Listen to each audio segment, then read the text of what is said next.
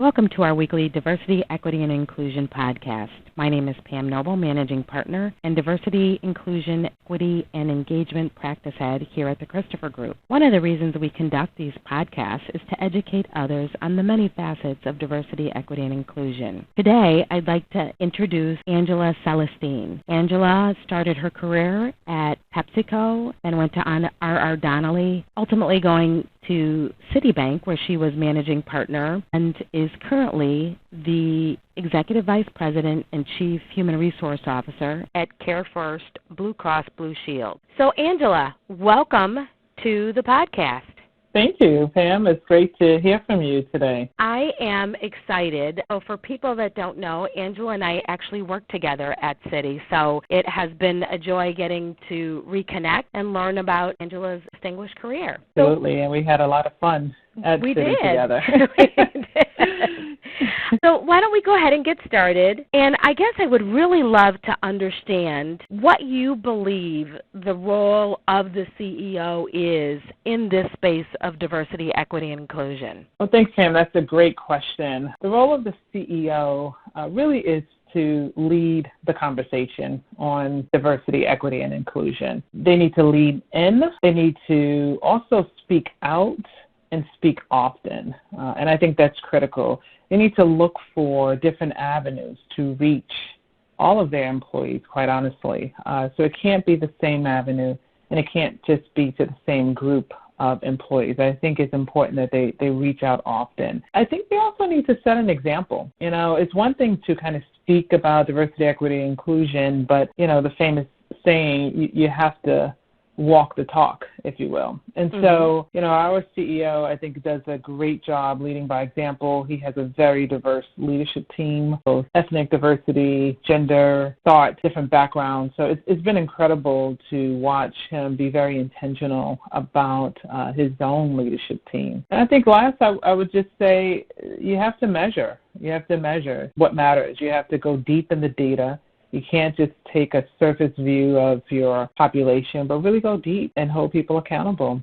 That could be holding your leadership team accountable to improving outcomes and diversity metrics and ensuring equity and inclusion, but also looking at, you know, who you employ, look at your suppliers, look at what communities you support, what initiatives you get behind. I think it's critical. You mentioned diversity is about different thoughts and ideas and backgrounds, and I think many people look at diversity as just ethnic and race and gender, but it is so much more. I would love to hear your thoughts on that. Yeah, absolutely. Diversity is so much more, but I do think it's important to start with representation and making sure you have different representation, different identities, because that also usually, you know, brings different thought and different perspectives and different backgrounds. And, you know, I think there's this thing called intersectionality where people are bringing different aspects of themselves to the table, to the conversation,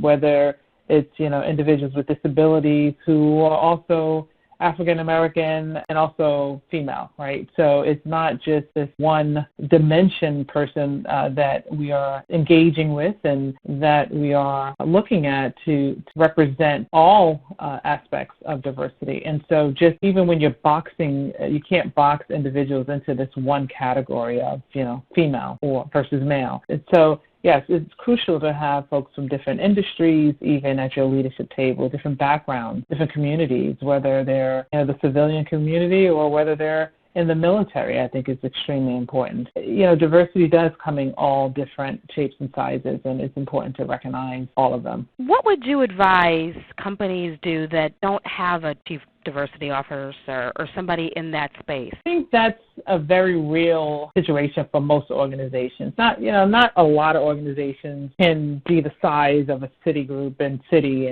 and or Pepsi, if you will, and have a chief diversity officer. But that doesn't mean that the work of diversity, equity, and inclusion can't be done. The advice I would give them is, you know, definitely lean on your senior HR officer. We play a critical role in this space, but also find a champion, someone on the leadership team, someone who's in a critical business role, I would say, and get them involved. Here at Care First Blue Cross Blue Shield, our head of health services, which is one of our largest businesses here, she leads our equity council. So we developed an equity council, and it's made up of employees and managers, leaders in the organization. And, they really partner to look for solutions and to help identify where we can do better in this space of equity and inclusion and where we can do better in our business. And, we are in the business of improving the health and health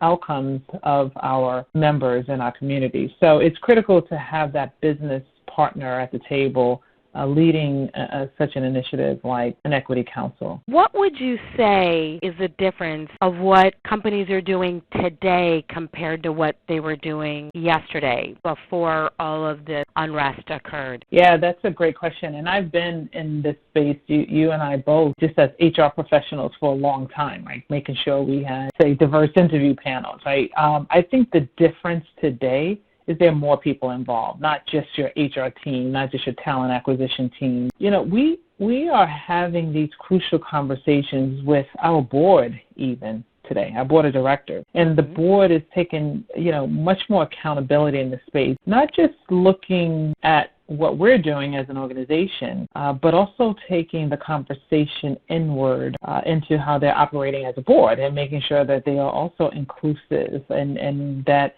everyone on the board is being heard. So I think there's just a lot more people involved in the work today. Our employee resource groups, or what many call affinity groups, are also, I think, driving the work today more so than ever before. They're doing more than just putting on networking events, which, don't get me wrong, those are great events and, getting people kind of matched up with mentors and things like that.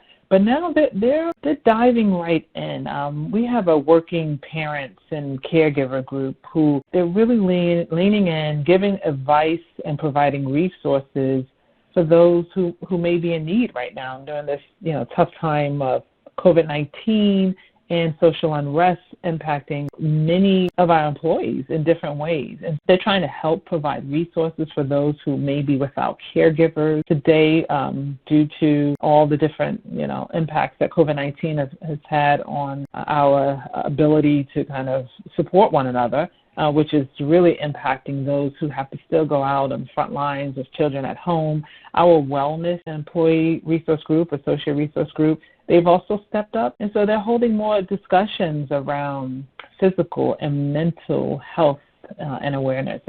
And you got to believe, what's going on with racism and police brutality in this world. This is having a real impact on employees' physical and emotional and mental ability right now. And so our wellness ARG, this is a group of employees that used to really put on exercise classes, have just really stepped up, and they are looking more into how do we provide behavioral health and mental health resources to our employees. To go back to answer your question, the difference today and yesterday, many more people are getting involved, and our employees are just holding us more accountable to making sure that we are doing the right thing, and that accountability is needed. Wow, thank you. That's a great insight and something I don't think many people put a great deal of focus on. I appreciate you sharing that information with us. And really, this is really the conclusion. I thank you so much for your time. I think you've provided individuals with a lot of information to think about and begin to have those, conversations of learning. Thank you. Thank you. It's a journey. And so, it's happy to be here and great catching up with you again, Pam. Okay. Thank you. Thank you.